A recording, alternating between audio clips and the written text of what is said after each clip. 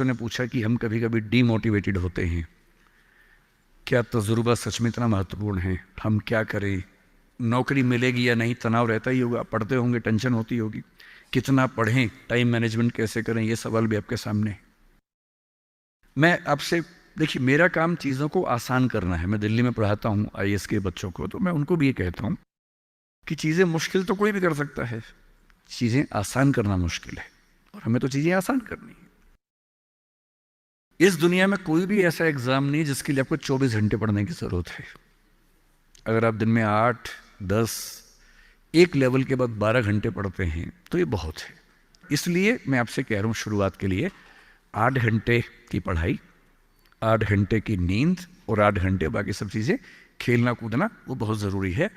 यहीं से बात आती है मोटिवेशन की। एक ये है कि हमारा मोटिवेशन हमेशा कैसे रहे, और एक ये कि कभी कभी स्ट्रेस ज़्यादा हो जाता है, उस समय हम कैसे मैनेज करें। आपकी उम्र में स्ट्रेस ज़्यादा होने की वजह यह भी है कि आपके हार्मोन्स इस उम्र में ज़्यादा, उनमें वाइब्रेशंस होते हैं, तो मूड स्विंग ज़्यादा होते हैं। जैसे जैसे आप मैच्योर होते जाएंगे उम्र के साथ, आपके मूड स्विंग्स कम हो जाएंगे। जैसे आपके पेरेंट्स हैं, आप देखेंगे, स्पेशली फादर को आप देखेंगे, आपके फादर आमतौर पर इमोशनल बातों से बहुत प्रभावित नहीं होते होंगे। जैसे आप कहेंगे, पापा आज मेरी फ्रेंड ने मुझे छोड़ दिया, पापा कहेंगे कोई बात नहीं। आपके अंदर से आंसू छूट रहे हैं, आपका मन कर रहा है मैं क्या कर लूं, आग लगा दूं, जंगल में जाके क्या कर दूं, इमोशंस ऐसे उछल रहे हैं आपके। पापा क्या बोल रहे हैं? कोई बात नहीं, कोई और मिल जाएगा उससे बेहतर, ठीक है। ऐसा नहीं कि बहुत अभ्यास किया उन्होंने। उम्र बढ़ने के साथ साथ हमारे हार्मोन्स का बैलेंस चेंज होता है और आप बहुत मैच्योर हो जाते हैं। मैच्योर होने का सबसे बेसिक मतलब है कि आप किसी इमोशन में बह नहीं जाते, आप खुद के ऊपर कंट्रोल बेहतर रख पाते हैं, तो वो उम्र के साथ होगा। लेकिन अभी जैसे डीमोटिवेशन आपको होता होगा, करियर को लेकर सवाल मन में आता होगा कि आईएएस बनूं तो कैसे बनूं, कितना पढ़ूं, कितना ना पढ़ूं, ये सब सवाल आते होंगे। तो मैं आपसे 2-3 बातें कहना चाह रहा हूं। मैं तो आईएएस के लिए पढ़ाता हूं। अगर आप आईएएस की तैयारी करेंगे तो इनडायरेक्टली कहीं ना कहीं मुझे उससे फायदा ही होगा। पर ईमानदारी की बात यह है कि वो अकेला रास्ता नहीं है। एक बात को ठीक से, आईएएस बनने का मजा क्या है कि आपका सोचने का तरीका बहुत साइंटिफिक हो जाता है। आप फैक्ट्स पे बात करते हैं, तथ्यों पे बात करते हैं, आर्गुमेंट से बात करते हैं, इमोशन से बात नहीं करते हैं, समझदारी से बात करते हैं। हमारे देश में जो आबादी है, वो आबादी, अब सेंसस जब भी होगा पता लगेगा, पर हम मान के चलते हैं कि वो आबादी लगभग 145 करोड़ के आसपास इस समय हो चुकी है। पूरे इंडिया की बात अगर हम करें, 145 करोड़ में से अगर मैं कहूं कि जो लोग 21 साल या 18 साल से मान लीजिए 30 की उम्र के बीच में है, इन 12 साल में है, मेरे ख्याल से ये आबादी भी कम से कम 12, 15, 20 करोड़ के आसपास तो होगी ही होगी। अगर ये 20 करोड़ लोग सोचे कि मैं आईएएस बनना है, या इनमें आधे भी सोच लें, 10 करोड़ सोच लें, आपको ये समझना है कि आईएएस पूरे भारत में कुल मिला के 6,000 होते हैं, जिनमें से भी 5,000 लोग हैं। आईपीएस भी इतने ही होते हैं, 5-6 हज़ार के बीच में होते हैं। अगर 10 करोड़ लोग सपना देखेंगे उन नौकरियों का, अगर मैं सारी सिविल सर्विसेज मिला लूं, सेंटर की, स्टेट की, सब मिला लूं, तो सेंटर स्टेट की, सेंटर की कुल 20 सर्विसेज मान लीजिए, सबका कार्डर अगर हम 5,000 भी एवरेज रखें तो 1 लाख लोग होंगे। आपके स्टेट का मान ले, स्टेट में मान लेता हूं कि 2-3 हज़ार लोग होंगे जो सरकारी नौकरी में ठीक पद पे होंगे। उससे ज़्यादा का तो कार्डर नहीं होना चाहिए, क्योंकि स्टेट बहुत छोटा आपका है, आबादी बहुत कम है। तो जो नौकरियां कुल मिला के 10-12 हज़ार हैं, अगर देश का हर युवा सोचे कि मुझे उसी में आना है, तो इसका मतलब है कि हम एक ऐसे रास्ते पे जा रहे हैं जिसमें डिप्रेशन होने की संभावना बहुत ज़्यादा है, एंग्जाइटी होने की संभावना बहुत ज़्यादा है, बहुत लोगों को हारना भी पड़ेगा, बहुत लोगों को हासिल नहीं हो पाएगा वो सब। तो मैं जो आपसे कहना चाह रहा हूँ, सरकारी नौकरी ठीक है, कोशिश करने में बुराई नहीं है, सरकारी नौकरी में कुछ चीज़ें अच्छी होती हैं, पर अपने मन से ये बात निकाल दीजिए कि मुझे केवल और केवल सरकारी नौकरी में ही जाना है। दुनिया में तमाम रास्ते हैं, और मैं कुछ रास्ते आपको हिंट करता हूं इस चीज़ का। जैसे मैं खुद एक एग्जांपल हूं। मैं सरकारी नौकरी में रहा, मैं दिल्ली यूनिवर्सिटी में लेक्चरर था, पहले असिस्टेंट प्रोफेसर था, 2 कॉलेजेस में पढ़ाया मैंने वहाँ। फिर आईएएस का एग्ज़ाम दिया, सिलेक्ट हो गया उसमें, 6-7 महीने वहाँ नौकरी की, फिर वो भी छोड़ा। अब मैं अपना काम करता हूँ, सेल्फ एम्प्लॉयड हूँ। और मैं ईमानदारी से आपसे कह रहा हूँ, आप जब भी कोई फैसला करेंगे अपने बारे में, कभी ना कभी आपको फील होगा, बेशक 1 सेकंड के लिए, कि आपने गलत किया। कोई भी फैसला हो, आप स्पाउस सिलेक्शन करेंगे अपने लिए, कितना भी सोच के कर लें, जीवन में कभी ना कभी लगेगा गलती हुई, अक्सर लगेगा ठीक किया, कभी कभी लगेगा गलत किया। और ऐसा नहीं कि आपने एक्स के बदले वाई किया होता तो नहीं लगता, तो भी लगता। दिक्कत ये नहीं है कि मैं एक्स को चुनूं या वाई को चुनूं, आप जिसको भी चुनेंगे पूरा पैकेज साथ में आता है, अच्छी चीजें भी खराब चीजें भी। जो अच्छा आएगा उस पर आपका ध्यान नहीं जाएगा, क्योंकि वो तो फॉर ग्रांटेड है। जो मिल जाता है वो मिट्टी हो जाता है, कोई वैल्यू नहीं करता उसको। जो मिस हो जाता है वो चुभता है। और जो चीज दूसरे ऑप्शन में अच्छी थी, इसमें नहीं, आप बार बार वो देखते, अरे यार अरे यार वो ठीक था, अरे यार वो ठीक था। जबकि वहां 12 प्रॉब्लम्स थी, यहां 2 प्रॉब्लम है। पर हमारी ह्यूमन कॉन्शियसनेस ऐसी है कि जो छूट गया उस पर नजर ज्यादा जाती है, जो मिल गया मिट्टी हो जाता है। एक बड़ा प्रसिद्ध शेर मैं कई बार कोट करता हूं, मतलब दुनिया जिसे कहते हैं जादू का खिलौना है, मिल गया वो मिट्टी है, नहीं मिला वो सोना है। जो नहीं मिलता है ना, वो बड़ा परेशान करता है। ये नौकरी के मामले में भी है। पर मैं ईमानदारी से कह रहा हूं कि मुझे आज तक जिस एक फैसले पर 1 सेकंड के लिए भी नहीं लगा कि मैंने गलत किया, वो नौकरी छोड़ने का फैसला है। मुझे आज तक नहीं लगा कि मैंने गलती की, क्योंकि मुझे लगता मैंने एकदम ठीक किया। मैंने अपने स्वधर्म, अपने नेचर के अनुसार सही किया। इस बच्चे ने बड़ा खूबसूरत सवाल पूछा कि आप आईएएस एलाइड की नौकरी छोड़ के टीचिंग में क्यों आ गए। मैं इस सवाल में दूसरा सवाल जोड़ देता हूं। हमारे सामने प्रेम सिंह जी बैठे हैं, मुख्यमंत्री जी बैठे हैं, वो टीचिंग की नौकरी छोड़ के पॉलिटिक्स में क्यों आ गए। 2 एग्जाम्पल्स हैं आपके सामने। इन दोनों में एक तारतम्य है, एक रिदम है, एक लय है दोनों में। वो टीचर बने, उनको फील हुआ कि उनका स्वधर्म टीचिंग से ज्यादा कुछ और है। मैं आईएएस एलाइड में आया, मुझे लगा कि मेरा स्वधर्म इससे ज्यादा टीचिंग में है। स्वधर्म क्या होता है? आपने गीता पुस्तक का जिक्र सुना होगा, उसमें श्री कृष्ण ने स्वधर्म का जिक्र किया है। यहां बहुत सारे बच्चे बौद्ध समाज से होंगे, महात्मा बुद्ध ने भी इस बात पर खूब जोर दिया है।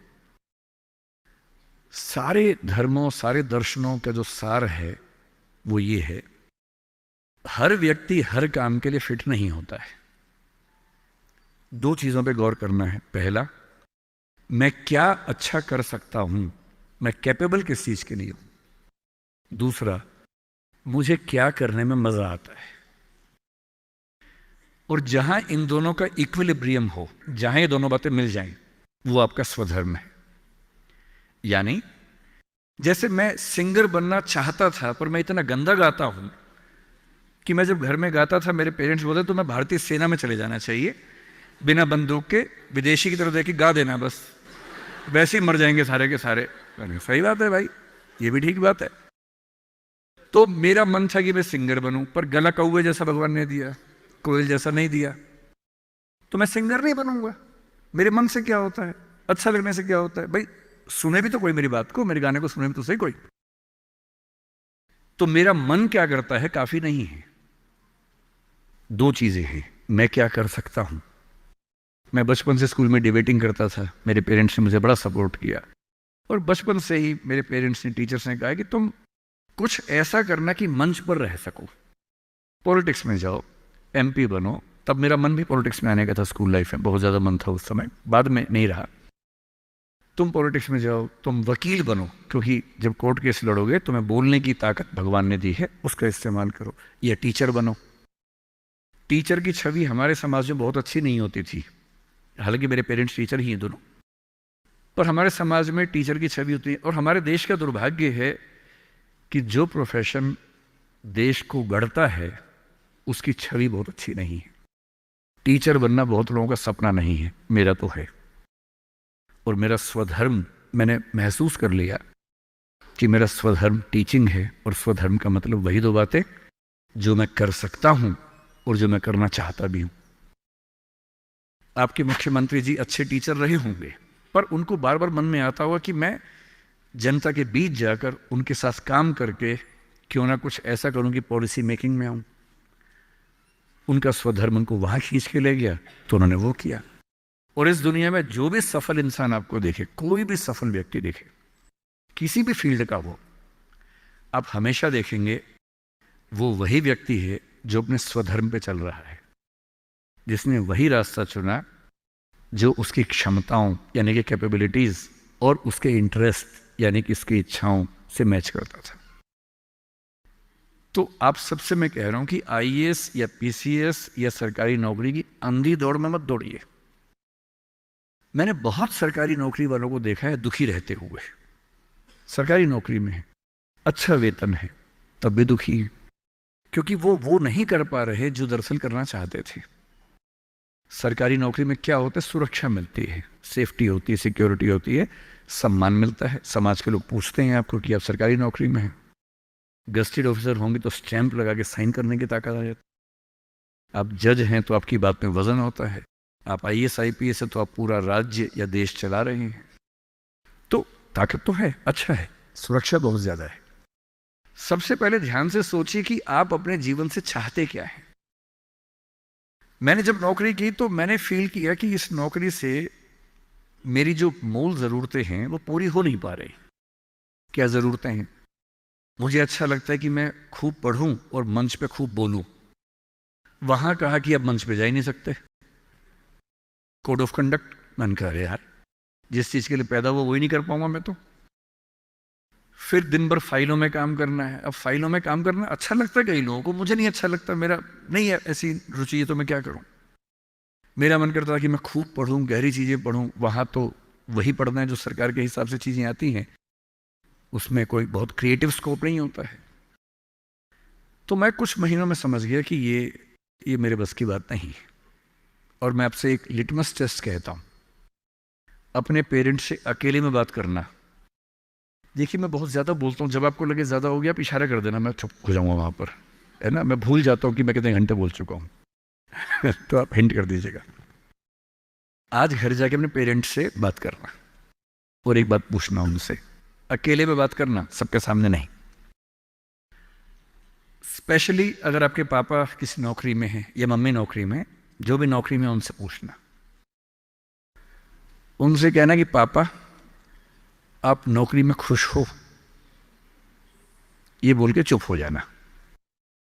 ये मम्मी आप नौकरी करती हो सरकार में या प्राइवेट जहां भी करती हो, ईमानदारी से बताओ, मेरे सिर पे हाथ रख के बताओ कि आप खुश हो। तो पहले वो 2-4 मिनट गोल मटोल बात करेंगे। हाँ बेटा क्या कह सकते हैं बेटा, हाँ ठीक ही है बेटा, सब बढ़िया चल रहा है बेटा, ऐसी ऐसी बात करेंगे। आप 2 मिनट के बाद फिर उनका हाथ पकड़ के अपने सिर पे रख देना। अब बोलना आपको मेरी कसम में झूठ बोला तो मर जाऊंगी, मर जाऊंगा। झूठ मत बोलना, सच्ची बताओ आप खुश हो। 2-4-5 मिनट के बाद उनके आंसू निकल जाएंगे या आवाज भर्रा जाएगी उनकी। और मैं गारंटी दे रहा हूं आपको, 10 में से 9 पेरेंट्स कहेंगे बेटा खुश तो नहीं है पर क्या करे, क्या करे। तुम्हारा करियर बनाना है, तुम्हारी जिंदगी ठीक रहे, नौकरी छोड़ भी तो नहीं सकते। शायद बाद में जो पीएफ है उसके पैसे मिलेंगे, तुम्हें कॉलेज में पढ़ाना होगा, फीस इकट्ठी करनी होगी, घर बना के देना है, तुम्हारी शादी होगी, कैसे करूंगा, कैसे करूंगी। आप उनसे पूछना कि अगर आप 20 साल पीछे जा सको अपने इतिहास में, टाइम मशीन में आपको बिठा दिया, 20 साल पीछे ले गए और आपको 2 ऑप्शंस मिले, एक यही नौकरी करने का, एक कुछ और करने का, और ये एज्यूम करते हैं कि फाइनेंशियल सिक्योरिटी उतनी ही आपके पास रहेगी जितनी नौकरी में थी, एज्यूम कर लेते हैं। आप क्या करना चाहेंगे?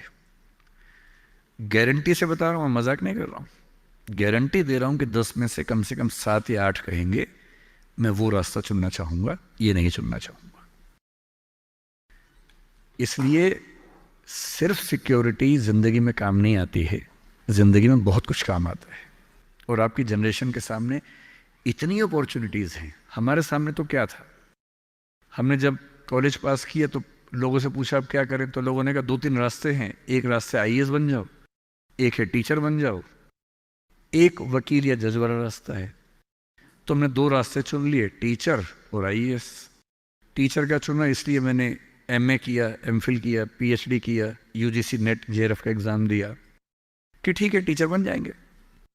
तब तक आईएएस में इसमें लाइट में हो गया तो वहाँ जाके देख लिया। जल्दी ही समझ में आ गया कि दोनों में उतना मज़ा नहीं आ रहा है तो दोनों छोड़ दिया। लेकिन उस समय छोड़ दिया। अगर 2-4 साल कर लेता तो आज तक वही कर रहा होता, क्योंकि वो जो सुरक्षा है ना दलदल जैसी होती है, एक बार दलदल में घुस गए बाहर निकलना बड़ा मुश्किल है। लेकिन आपकी जनरेशन का सोचिए, जब मैं अपने आसपास देखता हूँ, मेरे बहुत सारे दोस्त सोशल मीडिया पे काफ़ी सक्सेसफुल हैं, फिल्म इंडस्ट्री में हैं। उनमें से एक ने मुझसे पूछा कि सर मैंने 30 साल नौकरी की है और मैं अपनी फील्ड में लगभग टॉप पे हूँ।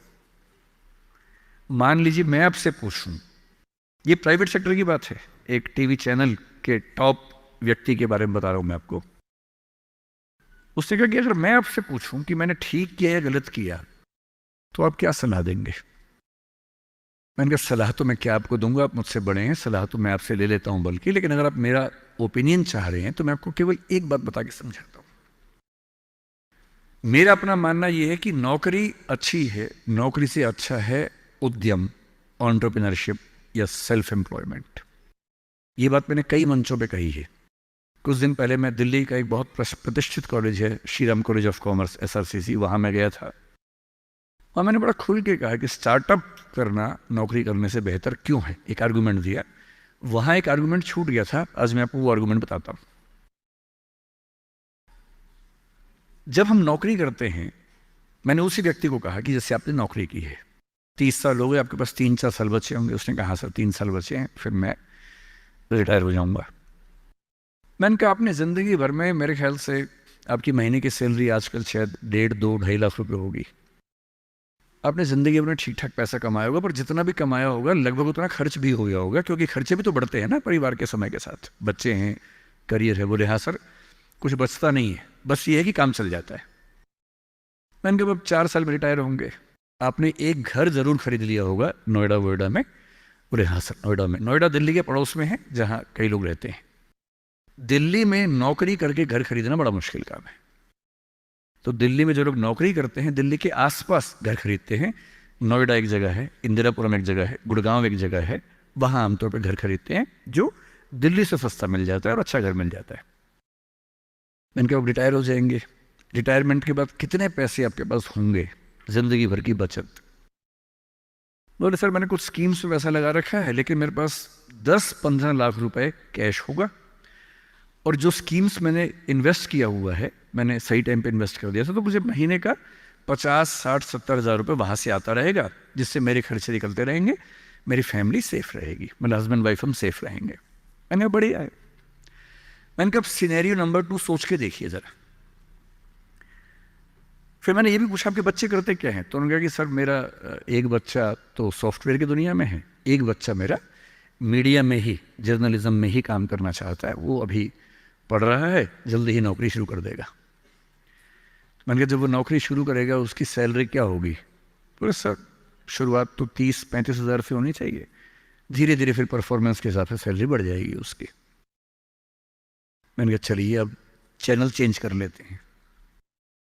मान लीजिए कि आपने 30 साल पहले नौकरी की जगह अपना उद्यम शुरू किया होता, लेट अस एज्यूम। मैं जानता हूं कि अपना उद्यम करने में खतरा ज्यादा होता है, बहुत ज्यादा होता है। 1000 में एक उद्यम बेहद सफल होता है, जिसको आप देखते हैं अखबारों में, स्टार्टअप, और वो क्या बोलते हैं, यूनिकॉर्न। यूनिकॉर्न का मतलब एक सींग वाला घोड़ा, ऐसा घोड़ा जिसका एक सींग हो। एक माइथोलॉजी है यूरोप की, उसमें यूनिकॉर्न का जिक्र आता है। वो तो